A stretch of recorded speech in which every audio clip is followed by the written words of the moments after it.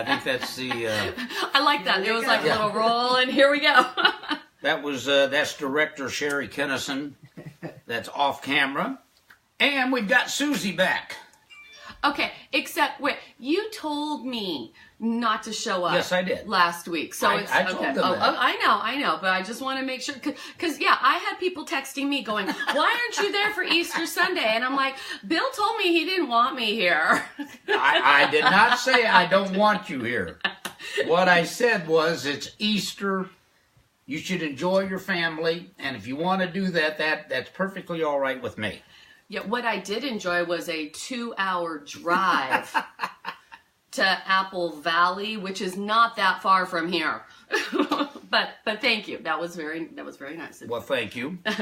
And we want to offer our prayers right at the beginning of the program to the Garco family, who lost their wife and mother, and had their service on Friday, and then my best friend Paul Jones, to his family. We had that service yesterday, and very, very uplifting, and actually very, very good service. I would actually rather do funeral and memorial services than weddings. You know, I have heard that from many pastors, and I know it sounds very weird, but I enjoy hearing the funeral service more than the wedding. It is very, yeah, like you said, uplifting. Yep. Yeah. Yep. And weddings is so regimented, you know. Well, in a funeral service. Now, we had a great service yesterday for Paul Jones and for the Jones family, but we're remembering you in our thoughts, and it's been an interesting week. For some of you that know my family, my mother-in-law, she fell and broke her hip on a Monday night. We were at an Italian restaurant, and I was wondering, because it takes a while for the paramedics to get there, yes, if we could still get our pizza and stuff, and my wife got rather upset about it. So anyway, but she's doing well. She had surgery, and she's doing well, getting ready for rehab. They've already got her up, and I can't say up and walking. She's 90 years old. She'll be 91 April 21st, so it's more like they got her up and dragging. And I was there, and so we were keeping her in our prayers. And it's just good to have Susie back, and it was me. Nothing that Susie did, but I just wanted her to be able to enjoy Easter with her family. Sherry and I enjoyed our Easter with Scarlett and Ginger and Devin's parents, Jeff and Debbie Cottrell, which watches our program. He's also, and we send him out greetings, he's also a teacher in the Mormon church. Oh, okay. And we've had very good discussions about hi, Chris. Stop looking at each other. Look, all right, look Mr. Chris. Kyer, it's good to have you with us this morning. I'm sure there'll be a comment or two. I'm sure. And I'm looking at the camera. He is our off-site director. We've got Sherry here directing, and we have Chris Kyer, who is a Broadway director and a fantastic director and a very, very close and personal friend. And he watches our program every Sunday. And I got to be honest with you, that kind of surprised me when we first started this program, that he does do that. I'm surprised with a lot of them that watch our program. Yes. Pardon? Just break in any time you want. Sherry Jones is watching. Oh, Sherry's Marcy, watching? Yeah. As a great service yesterday, Sherry. And you did great, by the way. Anyhow, so we're going to start. Okay, let's start. I don't know if it's a series, but what is love? And what made me think of this is I was playing ball Thursday night in softball and took one off the ankle. I don't know what that means. I'm not sports. Okay, I was... It didn't last long. I was playing second base in the very first pitch of the game. This big guy just nails it, and I was running over to try to get it from going into center field. I didn't quite get there, And so it came right off of my ankle. Oh, the knocked ball me down, hit your ankle. Okay. Okay, gotcha. knocked me down. I might have said some naughty words. I don't remember.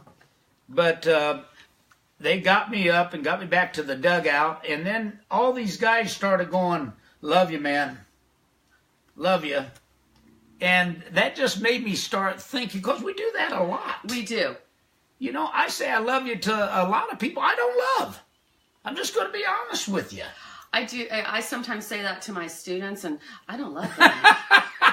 Sorry, guys. Now there are, yeah, I mean I'm being, and in this lesson I will be totally honest, even about my childhood. But there are quite a few people that, if I tell you I love you, I really sincerely love you. I love Susie. I've told her that in front of her husband.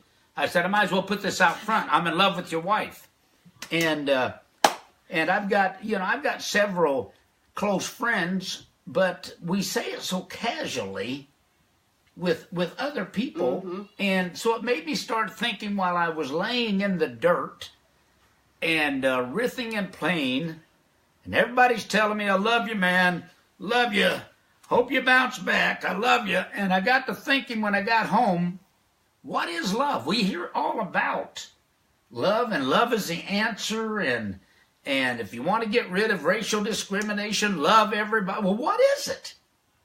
What is it? What does the word love mean? And so I started studying it, and semanticists tell us that no word has meaning. Only people have meaning when they use the word. Does that make sense? Yes. Other words, there's no word that has meaning. It only has meaning when people use the word.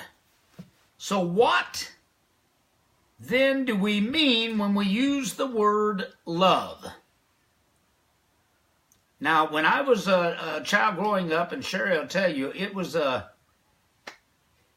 difficult for me to tell people I loved them. When I dated young ladies, it would, and I'm sure at some point they were waiting for me to go, "I love you," and that just most of the early relationships and dating that I was in, just those words never came out, and I think they probably never came out because I never trusted that individual. We'll get into that later. I want you to notice that the many words that we use to describe a state of personal fullness, like joyful, peaceful, beautiful, careful, cheerful, insightful, faithful, grateful, healthful, plentiful, successful. If love is really the greatest thing in the world, why have we never, impelled to coin the word loveful? Full of love. There isn't any such word as loveful, but you have all these other things. I told you I've been thinking of this. Full of love. I believe the theme of love is the very genesis of the creation and the nature of the creative process in man. I really do. I believe that is what started everything, is love. I have taken seriously the scriptural text that God is love. Oh, I got to say this, by the way. Oh, okay. As I was doing our program last week, I got a little Pentecostal. Oh, okay. And I said, you know what? It probably felt so good because I wasn't telling you to slow down. Actually, that's exactly what I said. And I got these messages that said, forget about it. Just go ahead and get Pentecostal. No, I'm not going to do that. We want everyone to enjoy the teaching. Anyhow, I don't know why I happened to bring that right in. But I take seriously the scriptural text that God is love, and that man is created in the image and likeness of God. Now, I do believe very simply, God is love. And if you're made after the image and likeness of God, then you're made after the image and likeness of love. That means that you're created in and of love. I really believe that. If you don't believe that, just look at a baby. And look how that baby early on has nothing and responds to nothing but love. I mean, just think about that. I remember when, Ginger, and then, more recently, 5 years ago, or going to be 6 years ago here pretty quick, Scarlett came into this world. And I would love to just hold her for hours. I remember her father one time took her out of my arms and gave her to his father, and I didn't want to cause a scene then, but after it was over, I told him, don't ever do that again. And because I loved holding her, and she loved me to hold her. She could feel the love. Love is man's true nature. Something happens as we go from that babyhood to adulthood. Something happens because your true nature is love. Whether or not it's released or not, that is still your true nature. This is going to be a good lesson. Life is not for existing or making do. And I know we get into that mode. I would say most people in their life as they get into being adults are merely trying to survive, especially financially, or survive in their relationship. Life is not supposed to be just getting by. Life is for loving and living abundantly. Abundantly. For you are again, I've made up my own word, loveful person. You may not realize that, but you are, down in your true nature, down and inside. You have this desire to love and to be loved. That is your nature. That is how God created you after himself, is simply a loveful person.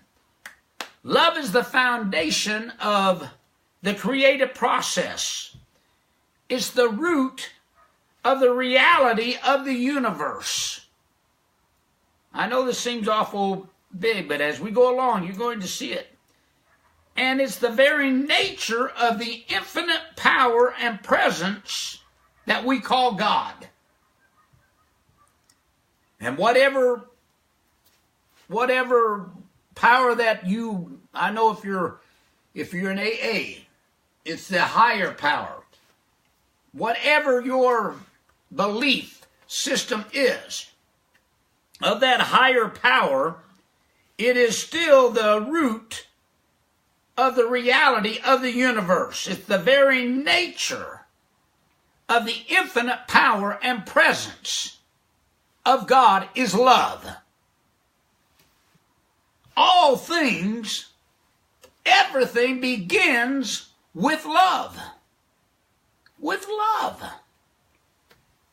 Genesis says, in the beginning, God. But then John says, God is love. So the word is love. Love. Thus paraphrasing what John has said, I'll read it this way. In the beginning was love, and love was with God, and love was God.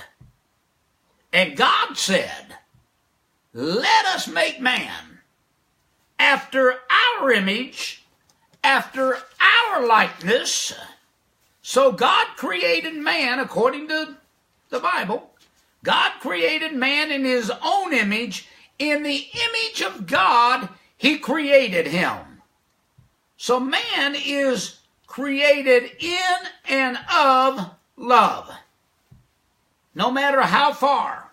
I want everyone to listen to this, because we think that because of religious teachings, we think that we can get to a place God doesn't love us. That's not true.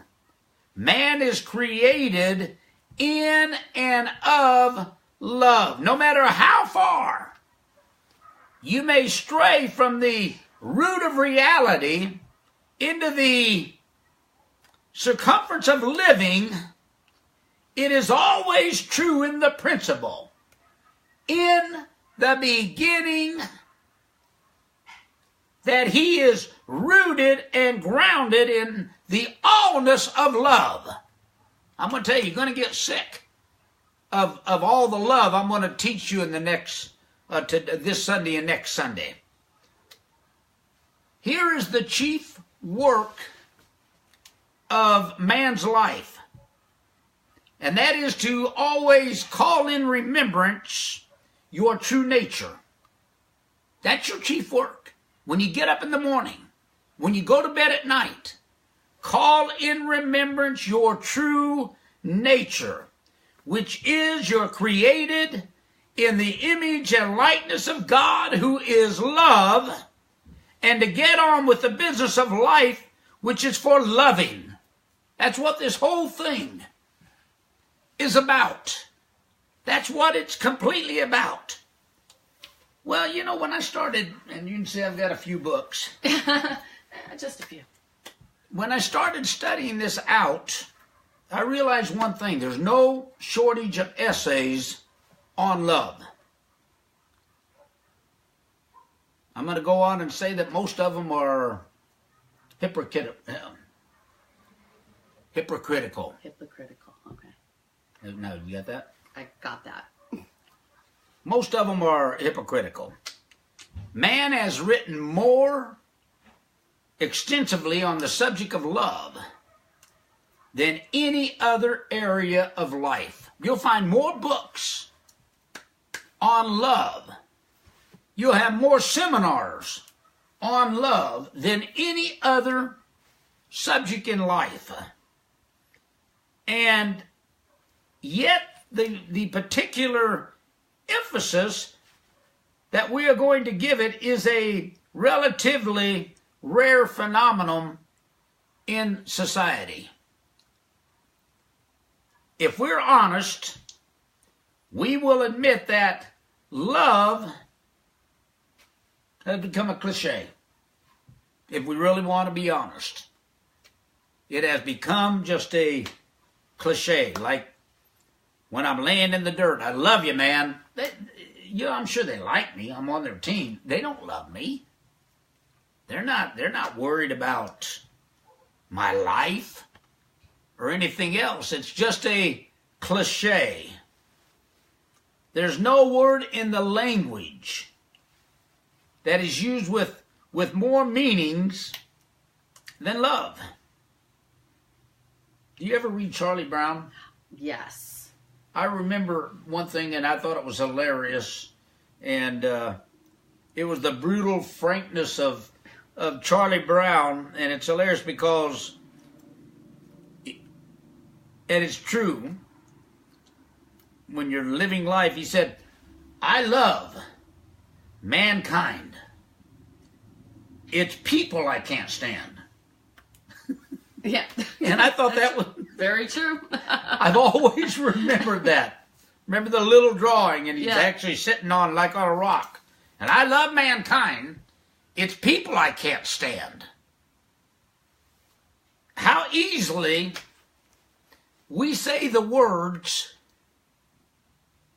love will bring peace to the world and will solve all the problems, and you won't have racial discrimination, and you won't have poverty, and you won't have war. Well, we say that so easily. The problem is, as a word or a concept, love can't solve anything. As just a word or a concept. we know how important love is to a child. Not concepts of love, but a continuity of tender, loving care. Now, you've got a beautiful daughter. I have a beautiful daughter. Thank you. Yes, you do. And she's a daughter to be very proud of. Thank you. One thing that I recognized when I met her and was around her originally, she has a lot of love.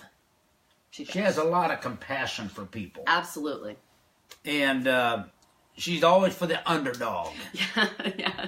And you know what? That comes from the nurturing that you and Mark have given her from the time she was born. Well, thank you. I hope so. That's what we were trying for. I'm just doing my lesson. No interaction. Gotcha. No, but I'm being very honest here. Oh, is it break time? It is for me. Okay, hold on. Somebody one time said, get him some water. I think I was choking one time. They sent a message, said, get him some water. The Holy Ghost makes you dry.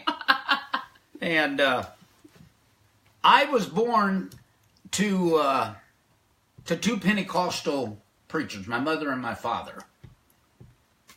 And they were both very, very interesting people. A lot of you that's watching this morning doubt that you knew my father, but you knew my mother. And I hope this does not disparage your image of her, but I'm going to be brutally honest. That's the only way I know how to be. My father, I don't remember him saying at least a lot, I love you. I don't remember him saying that a lot. I'm sure that he did at times. I just don't remember it. But he was very loving. So much so that not only me, but my three brothers and I, we idolized our father. We idolized him. And yet he never uttered the words, I love you, very often. I'm trying to think, even in church, with his church folks, I don't remember him getting up and going, I love you. But he was a very loving person. That was his nature. So much so that we idolized him.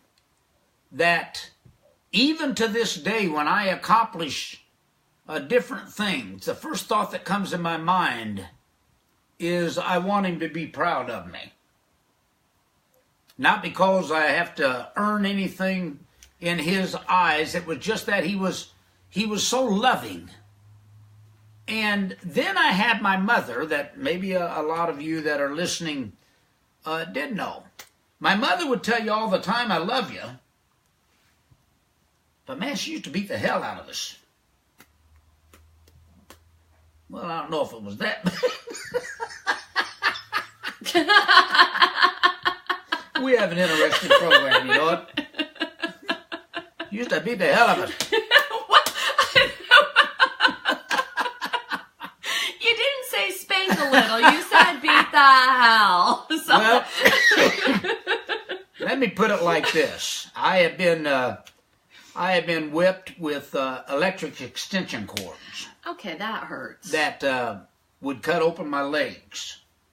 There was a time when I was little that when I walked by her, she would hit me right in the head. And I'd ask her, why did you do that? And she would say, I could tell by looking at you that you did something. And I don't know, maybe she had a gift and did. But she was very unhappy herself. She came from a very abusive father. And I think that she thought that is how, because that's how her and her 9 brothers and sisters were raised, I think she thought, I hope I don't regret telling you all this, I think that she thought that is how you raise children. You also have to understand that she was 16 when she got married to my father, who was 35, and had her first child at 18, and at 20 had me. So she already had 2 children and really hadn't grown up herself. But what the point I'm trying to make, I don't want y'all feeling sorry for me. Somehow I survived. But the point I'm trying to make is, it's not so much saying the word. It's putting on the persona and letting your nature come forward of loving. So would you say actions Yes. show your love more? Yes. Action speaks louder than words. Okay. And because a lot of times we just think that solves everything. I love you. You know I love you. And it caused real problems with my mother and I's relationship until I was about 40 years old, and for the first time we were actually doing dishes after having a group of people over to my house, and we made spaghetti, and everybody had left, and she and I were doing the dishes, and for the first time she told me that I'm sorry for the way that I treated you growing up. And I had this resentment as long as I could remember. And I told her, a baby doesn't come into this world resenting their mother. What happened? And she explained that I don't remember exactly how old I was. I was still a baby. And she had went back to Illinois. I was born in Phoenix, Arizona, and she had went back to Illinois for 6 weeks. And when she came back, she said that I wouldn't have anything to do with her, and she resented that, and she held that. What I'm trying to show you here this morning is that it's more important to be loving than it is to say, I love you. It's much more important. Unless we understand, and we'll bring this to a close for this morning, we'll pick this up again next week. Unless we understand what love is and how it works, to talk about love as the answer only promotes hypocrisy, as I said before. If you don't understand what it is and how it works, it only promotes hypocrisy. I had trouble, my wife Sherry will tell you, I had trouble telling anyone that I loved them. But yet I wanted to. I had a nature. And Sherry was probably one of the first women that I told, I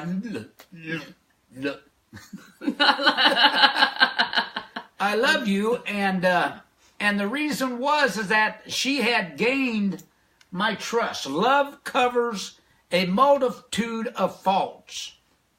When you love someone, you don't just love the good part of them. You have to love their faults as much as you love them. And I've heard for, my whole life, I love you, but I don't have to love your ways. Well, it doesn't work that way. Your nature is only to love. And I think as I've got older, I've expanded my ability to love. As a young man and as a teenager, I grew up with a lot of anger and rage. And that would not have been a good time to ask me about love. Anyway, we love you. We love you. We After love all you. that, we really love you. I love you, dude. I love you. No, we really do. We don't know all of you, and when I'm saying that we love you, we're not speaking individually, but as a whole. That's why we do this. Neither one of us get paid unless Susie's getting it on, Well, your wife, not telling me, but we do this every Sunday morning, not only because we enjoy doing it, but I think the motivation for both of us, I'm not trying to speak for Susie, is that we love to help you, and we feel like we're changing lives, and we feel like that we're improving your life. Not by giving you the same old song and dance that everybody else does. We really try to just give you the truth.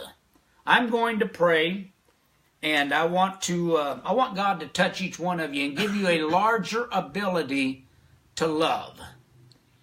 You know, when you fall in love with someone, I know I got to get out of here. I got the director here waving at me. Director is going. When you fall in love with somebody, it's not so much. And I'll pick this up next week. It's not so much that you have someone to love. It's that someone is loving you. And that makes all the difference. Heavenly Father, I thank you for this opportunity this morning that you've given Susie and I to touch lives. We can't change their life, but you can. And I ask that you start to cause their love, their nature that you have put in them to start coming forward and improving their lives. Those that need a touch physically this morning, I ask you give them a healing. Those that need a financial miracle, I ask that you cause them to prosper. Those that need a touch in their marriage, bring a unity and a peace to them. We'll give you all the praise. Amen. Amen. We'll be back next Sunday. We love you. Love ya.